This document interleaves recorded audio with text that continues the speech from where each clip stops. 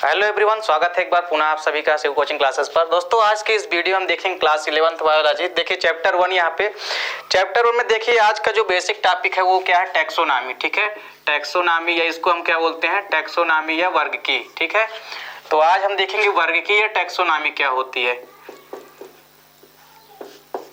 देखिए वर्गीकी या टैक्सोनॉमी की यदि हम बात करें तो देखिए किसी भी हम कह सकते हैं जीव की, ठीक है, किसी भी जीव की पहचान करके उसके नामकरण करना तथा उसका जो वर्गीकरण है उसका अध्ययन करना तथा वर्गीकरण के जो सिद्धांत हैं उसको अध्ययन करना, ये क्या कहलाता है, वर्गीकी कहलाता है। ठीक है, तो टैक्सोनॉमी बेसिकली होती क्या है कि किसी भी जीव की पहचान करना तथा साथ ही साथ उसके नामकरण करना तथा नामकरण करने के बाद उसको हम कह सकते हैं कि उसको उसके सिद्धांतों का अध्ययन करना या उसको व्यवस्थित करना क्या कहलाता है, वर्गीकी कहलाता है। ठीक है, यह टैक्सोनॉमी कहलाता है।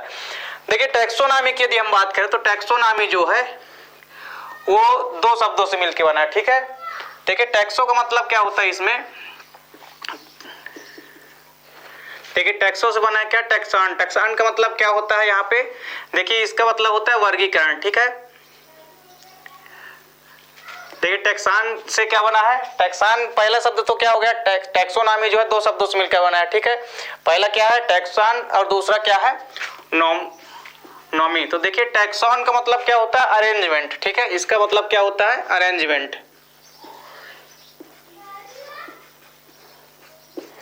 और नॉमी का मतलब क्या होता है यहाँ पे, लॉ या नियम। ठीक है, लॉ जिसका मतलब क्या होता है, लॉ का मतलब होता है यहाँ पे नियम। ठीक है, देखिए टैक्सॉन से क्या बना है, टैक्सॉन का मतलब होता है अरेंजमेंट और नॉमी का मतलब क्या होता है, लॉ। ठीक है, नॉमी को आप नॉमोस भी पढ़ सकते हो। ठीक है, नॉमी या नॉमोस भी कह सकते हो आप इसको। तो देखिए नॉमोस का मतलब या नॉमी का मतलब क्या होता है, लॉ, और लॉ का मतलब होता है क्या, नियम। इसका मतलब देखिए क्या होगा, देखिए अरेंजमेंट का मतलब होता है क्या, एक तरह से कह सकते हैं हम व्यवस्थित करना। ठीक है, यानी किसी भी पर्टिकुलर जीव को हमने पहचान लिया और उसका वर्गीकरण कर लिया, हमने उसका नामकरण कर लिया और उसको व्यवस्थित करने का हम कह सकते हैं यहाँ पे, देखिए अरेंजमेंट का मतलब होता है व्यवस्थित करना, और यहाँ पे लॉ का मतलब हो गया नियम। तो यानी किसी भी जीव को पहचान करके नामकरण करना तथा उसका जो वर्गीकरण है उसको व्यवस्थित करने का जो नियम है उसी को हम क्या कह सकते हैं, एक तरह से वर्गीकी कह सकते हैं या हम टैक्सोनॉमी कह सकते हैं। अब देखिए ये जो टैक्सोनॉमी है, तो टैक्सोनॉमी जो है या वर्गीकी है, तो वर्गीकी शब्द का जो सर्वप्रथम उपयोग किया वो किसने किया, देखिए कैंडाले नामक साइंटिस्ट ने। तो कैंडाले नामक साइंटिस्ट ने सबसे पहले जो है वर्गीकी शब्द का प्रयोग किया, वर्गीकी शब्द का प्रयोग किया सबसे पहले।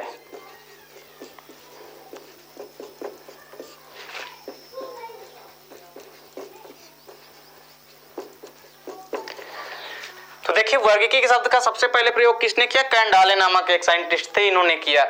अब देखिए यदि वर्गीकरण की बात की जाए तो वर्गीकरण के क्षेत्र में, देखिए वर्गीकरण के क्षेत्र में देखिए आप लोगों ने कैरोलस लिनियस का नाम सुना होगा। ठीक है, लेकिन सबसे पहले यदि वर्गीकरण की बात की जाए, देखिए तो सबसे पहले जो वर्गीकरण किया था वो किसने किया, अरस्तु ने किया। ठीक है, अरस्तु नामक साइंटिस्ट जो है, ठीक है, इन्होंने सबसे पहले क्या किया कि वर्गीकरण के लिए एक नींव रखी। ठीक है, और इन्होंने क्या किया, देखिए अरस्तु जो है इनको हम क्या कहते हैं, इनको हम जीव विज्ञान का जनक कहते हैं। ठीक है, इसको हम जीव विज्ञान का जनक कहते हैं, यानी फादर्स ऑफ बायोलॉजी।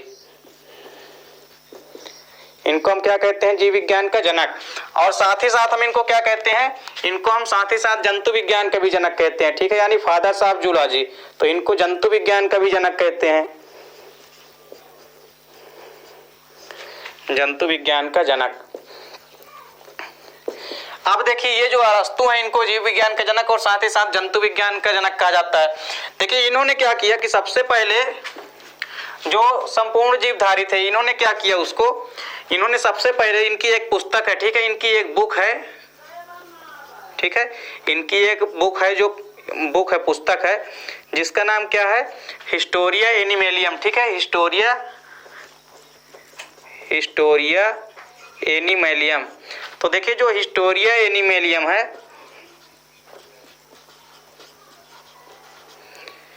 तो हिस्टोरिया एनिमेलियम में इन्होंने सबसे पहले जो है 500 स्पीशीज यानी 500 एनिमल्स की इन्होंने स्टडी की, 500 एनिमल्स की इन्होंने सबसे पहले स्टडी की।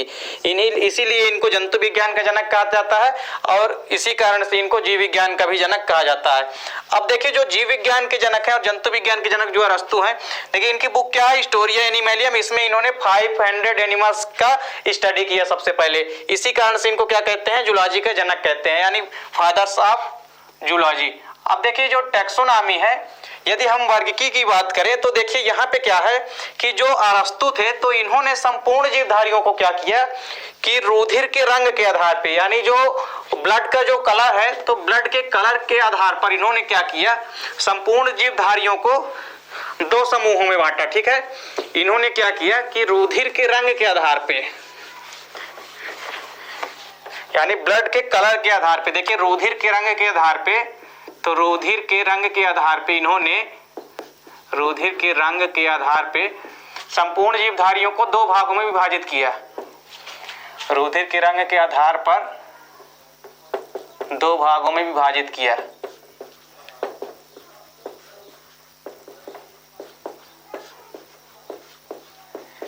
तो देखिए इन्होंने रुधिर के रंग के आधार पे संपूर्ण जीवधारियों को 2 वर्गों में विभाजित किया। देखिए वो दोनों वर्ग कौन कौन से थे, तो उन्होंने रुधिर के आधार पे संपूर्ण जीवधारियों को उन्होंने 2 वर्गों में विभाजित किया। देखिए पहला जो वर्ग था वो कौन सा था, एनेइमा। ठीक है, इसको क्या बोलते हैं, एनेइमा, एनेइमा। और दूसरा कौन सा भाग है, दूसरा इनेइमा, इनेइमा। ठीक है, तो देखिए पहला कौन सा भाग है, एनेइमा, और दूसरा भाग क्या है, इनेइमा। अब देखिए ये जो एनेइमा है और इनेइमा, ठीक है, तो इन्होंने रुधिर के रंगों के आधार पे 2 भागों में तो विभक्त कर दिया। तो जो पहला भाग है, देखिए सबसे पहले भाग की हम बात करते हैं किसकी, एनेइमा की। ठीक है, तो एनेइमा की यदि हम बात करें तो देखिए इसके अंतर्गत इन्होंने, इसके अंतर्गत रुधिर विहीन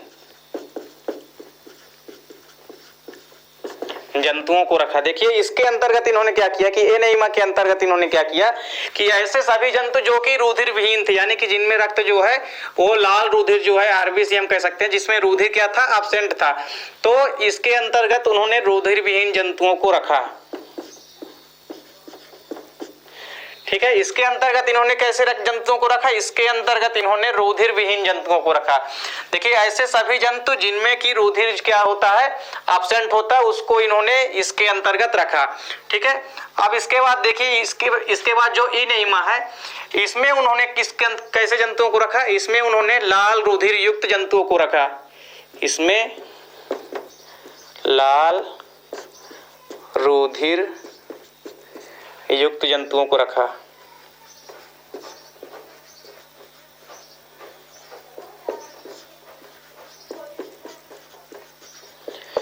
तो देखिए इनेइमा के अंतर्गत उन्होंने सभी लाल रुधिर युक्त जंतुओं को इसमें रखा। ठीक है, अब देखिए जो लाल रुधिर युक्त जंतु थे इसको इन्होंने पुनः जो है 2 वर्गों में विभाजित किया, यानी हम कह सकते हैं कि 2 वर्गों नहीं, यहाँ पे 2 उपवर्गों को, क्योंकि 2 वर्ग यहाँ पे देखिए रुधिर के रंग के आधार पे दूसरा वर्ग कौन सा हो गया, पहला है एनेइमा और दूसरा क्या है, इनेइमा। तो देखिए एनेइमा के अंतर्गत इन्होंने रुधिर विहीन जंतुओं को रखा, यानी जिनमें की लाल रुधिर एब्सेंट थी, और इनेइमा के अंतर्गत उन्होंने ऐसे सभी जंतुओं को रखा जिसमें की लाल रुधिर युक्त जंतु, यानी कि जिनमें आरबीसी यानी रेड ब्लड जो सेल है वो क्या थी, उपस्थित थी। अब देखिए ये जो इनेइमा है इसको उन्होंने पुनः जो है 2 भागों में विभाजित किया। ठीक है, इनेइमा को उन्होंने पुनः 2 भागों में विभाजित किया। देखिए इसमें पहला भाग क्या है, पहला भाग इसमें जो आता है वो है, इसको एक को उन्होंने विभाजित किया कि इसमें जरायुज में, एक भाग कौन सा है इसमें, जरायुज, जिसको हम क्या बोलते हैं, विविपेरा। ठीक है, इसको हम क्या बोलते हैं, विविपेरस, इसको हम विविपेरा बोलते हैं, कहीं पे विविपेरस भी लिखा रहता है तो आप कंफ्यूज मत होइएगा इसमें। देखिए जरायुज और दूसरा भाग जो होता है वो क्या होता है, अंडयुज। तो देखिए जरायुज और अंडयुज, अंडयुज को क्या बोलते हैं, ओविपेरा बोलते हैं। ठीक है, ओविपेरा। देखिए जरायुज और अंडायुज, इसमें क्या है, देखिए इन दोनों भागों को समझते हैं। देखिए पहला भाग जो है वो क्या है, जरायुज। तो देखिए कि सबसे पहले तो यहाँ पे समझते हैं जरायुज या बीबी पेरा किसको बोलते हैं, ठीक है। तो देखिए जो इनेइमा का जो पहला प्रकार है, ठीक है, इनेइमा का जो पहला प्रकार है वो क्या है, वो है जरायुज। वो है क्या, जरायुज है, इसको हम क्या बोलते हैं, बीबी पेरा। तो देखिए बीबी पेरा या जरायुज की यदि बात करें तो इसके अंतर्गत ऐसे जंतु आते हैं, देखिए इसके अंतर्गत सभी ऐसे जीव आते हैं, इसमें सभी ऐसे जीव आते हैं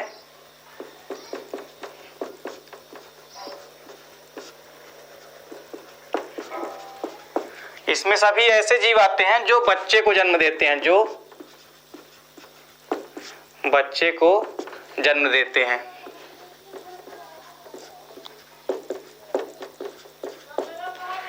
ठीक है, तो जरायुज या बीबी पेरा के अंतर्गत जितने भी जीव आते हैं वो सीधे क्या करते हैं, बच्चे को जन्म देते हैं। जैसे यदि हम बात करें इसके एग्जाम्पल की, यदि हम बात करें तो इसके कई सारे एग्जाम्पल है। जैसे देखिए मनुष्य हो गया, ठीक है, मनुष्य, इसके अलावा जो भी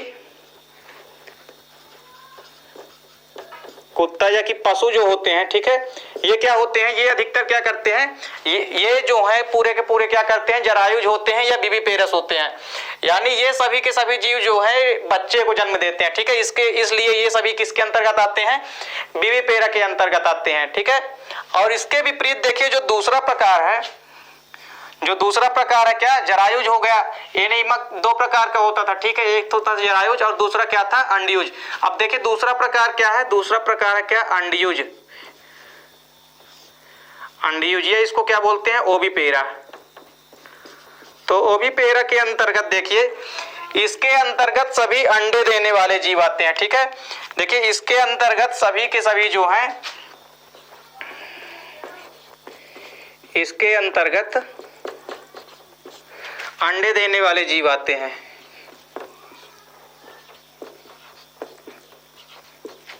अंडे देने वाले जीव आते हैं, इसके अंतर्गत सभी अंडे देने वाले जीव आते हैं या इनको शामिल किया गया है। देखिए जरायुज या बीबी पेरा में क्या होता था कि इसमें सभी ऐसे जीव आते हैं जो कि क्या देते हैं, बच्चे को जन्म देते हैं। जैसे मनुष्य, कुत्ता, पशु और जितने भी स्तनीय मैमल्स होते हैं, ठीक है, स्तनीय इसको हम क्या बोलते हैं, मैमल्स, ठीक है, स्तनीय मैमल्स। तो देखिए स्तनीय मैमल्स जो होते हैं ये सभी क्या देते हैं, बच्चे को जन्म देते हैं। लेकिन समझिए यहाँ पे क्या होता है, देखिए इसमें क्या है, इसके अंतर्गत सभी अंडे देने वाले जीव आते हैं, ठीक है। जैसे देखिए जो उभयचर होते हैं, एग्जांपल यहाँ पे आप समझिए, जैसे जो उभयचर होते हैं या एम्फीबियंस होते हैं, ठीक है। जैसे मेढक की यदि बात की जाए, ठीक है, तो ये क्या देते हैं, अंडे देते हैं पहले, ठीक है। पक्षी जो होते हैं ये भी क्या देते हैं, ये भी अंडे देते हैं। इसके अलावा देखिए पक्षी के अलावा और क्या कौन से हो गए, इसके अलावा देखिए जो छिपकली वगैरह होते हैं, ठीक है, यानी हम कह सकते हैं कि जो रेप्टिलिया होते हैं, ठीक है, रेप्टिलिया वर्ग के जितने होते हैं, यानी रेप्टिलिया, तो जो रेप्टिलिया होते हैं ये भी क्या देते हैं, ये भी क्या देते हैं, छिपकली वगैरह जैसे हो गए, ये रेप्टिलिया, ये सभी के सभी क्या देते हैं, ये भी अंडे देते हैं। और फिर उससे बाद में क्या होता है, उससे बाद में निकलते रहते हैं, उसमें बाद में चूजे निकलते हैं, बाद में उसमें शिशु निकलते हैं। लेकिन यहाँ पे देखिए जो जरायुज या बीबी पेरा होते हैं इसके अंतर्गत सभी ऐसे जीव आते हैं जो बच्चे को जन्म देते हैं, जैसे मनुष्य, कुत्ता, पशु एवं सभी स्तनी जो आते हैं। देखिए स्तनी में क्या होता है, एक अपवाद है। देखिए स्तनी सभी क्या होते हैं, बच्चे को जन्म देते हैं, लेकिन यहाँ पे क्या है, एक अपवाद है। अपवाद या हम कह सकते हैं उसको एक्सेप्शन। तो देखिए अपवाद क्या होता है, यहाँ पे अपवाद क्या है, यहाँ पे एक अपवाद है। देखिए सभी स्तनी जो होते हैं क्या होते हैं, वो बच्चे को जन्म देते हैं, लेकिन एक स्तनी ऐसा होता है, ठीक है, इसको क्या बोलते हैं, प्लेटिपस, प्लेटिपस, और एक होता है एकिडीना, प्लेटिपस और एकिडीना। देखिए ये दोनों क्या होते हैं, ये दोनों अपवाद हैं, ठीक है। ये दोनों अपवाद क्यों है, क्योंकि ये दोनों होते तो स्तनी है, लेकिन ये क्या देते हैं, अंडे देते हैं। तो इस प्रकार से देखिए स्तनी सभी क्या होते हैं, वैसे तो बच्चे को जन्म देते हैं, लेकिन ये दो स्तनी ऐसे होते हैं, ये मैमल्स ऐसे होते हैं, प्लेटिपस और एकिडीना, ये दोनों क्या देते हैं, ये दोनों जो होते हैं अंडे देते हैं, और है क्या, ये मैमल्स या स्तनी है। तो इस प्रकार से ये क्या है, अपवाद है जरायुज का या बीबी पेरा का, क्योंकि ये है तो स्तनी, लेकिन ये क्या देते हैं, अंडे देते हैं। तो इस प्रकार दोस्तों उम्मीद करता हूं कि जो आपको यहाँ पे रुधिर के रंग के आधार पे जो अरस्तु ने विभाजित किए दो समूहों को, वो आपको समझ में आ गया होगा। देखिए पहला प्रकार क्या था, उन्होंने एनीमा में विभाजित किया, जिसके अंतर्गत जो पूरे के पूरे जिसके अंतर्गत कई सारे, जैसे यहाँ पे देखिए कई सारे जैसे मोलस्का, आर्थ्रोपोडा, ऐसे सभी जंतु जो आते थे उसको उन्होंने एनीमा के अंतर्गत रखा, जिसमें कि लाल रुधिर विहीन होते थे। और उसके बाद दूसरा समूह कौन सा था? इनेमा। इनेमा के अंतर्गत उन्होंने दो समूहों में विभाजित किया, पहला क्या था? जरायुज, और दूसरा क्या था? अंडयुज। इनेमा में उन्होंने सभी ऐसे जंतुओं को रखा जिसमें लाल रुधिर युक्त रक्त होता था, और ये दो प्रकार के होते थे। पहला प्रकार कौन सा है? जरायुज, और दूसरा प्रकार कौन सा है? अंडयुज या ओविपेरा। ओविपेरा जैसे कि नाम से स्पष्ट है, अंडयुज ये मतलब ये अंडे को जन्म देते हैं, और विविपेरा मतलब ये बच्चे को जन्म देते हैं। तो नाम से स्पष्ट है, तो यहाँ पे कंफ्यूज नहीं होना है। इस प्रकार दोस्तों उम्मीद करता हूँ वीडियो आपको पसंद आई होगी। दोस्तों यदि वीडियो आपको पसंद आए तो लाइक और कमेंट कीजिए, साथ ही साथ दोस्तों के बीच शेयर कीजिए। मिलते हैं दोस्तों नेक्स्ट वीडियो में, तब तक के लिए जय हिंद, वंदे मातरम।